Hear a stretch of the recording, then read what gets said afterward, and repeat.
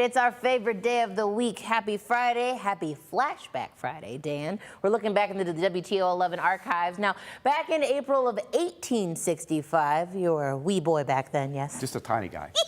John Wilkes Booth infamously shot President Abraham Lincoln at Ford's Theater. Lincoln, of course, died the next day. The manhunt began. Booth had jumped off the balcony, shattering his leg. He made his way to a Confederate-leaning doctor, Samuel Mudd, who treated Booth and his injuries. That's where history becomes a bit muddy.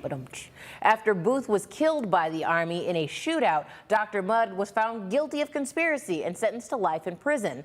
His name, though, was eventually cleared, but from that moment on, his name was Mudd. Fast forward to 1987. A man in Bowling Green, Ohio, by the name of Wally Mudd, yes, a long-distance relative, spoke to our Dick Berry. To go up to a meeting. Wally Mudd's family name isn't as murky as it once was. It makes you feel good, you know. April 14th, 1865. John Wilkes Booth shoots President Abraham Lincoln. During his getaway, Booth breaks a leg, ending up at the home of Dr. Samuel Mudd for treatment. Seems to be a straight break. There's no compound fracture. I should be able to set it. Mudd had no idea who his patient was and is sentenced to life in prison for aiding Lincoln's assassin.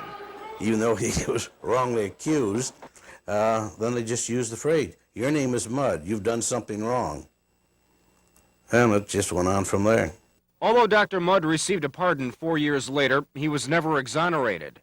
Family members turned to 6 presidents to clear the Mudd name. Finally, in 1979, Jimmy Carter issued a letter saying Dr. Mudd was unjustly accused and imprisoned. People look down on you, and some people think, wow, he's related to that guy that had something to do with the assassination of Lincoln.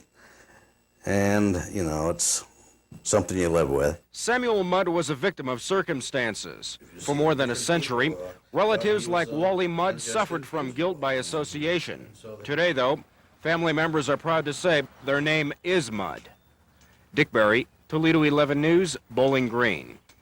That's wild. Dick, a beautiful story there. I've been watching the series Manhunt on Apple TV, which is all about the assassination of President Lincoln, the search for John Wilkes Booth, who was going down further in the South for protection. There's a lot of Confederacy still. The war had just ended, but the series I'm watching on Apple TV is not sympathetic to Mudd at all, that they were saying he was a Confederate leaning doctor and was hiding a lot of Confederate people in his place, and he had slaves, the whole thing. So they present, in this series that's out this year, they present Mudd as being a bad guy, but it's interesting to know what the overall perspective of that is now. And then on some level, I would like to, because I don't know the man, and I don't know that man. So my hope is, as a doctor, you do no harm, because your goal, you see an injured person, you help them. That's your Hippocratic Oath, yeah. Hopefully. If not, you're aiding and abetting. Shame, shame. Yeah.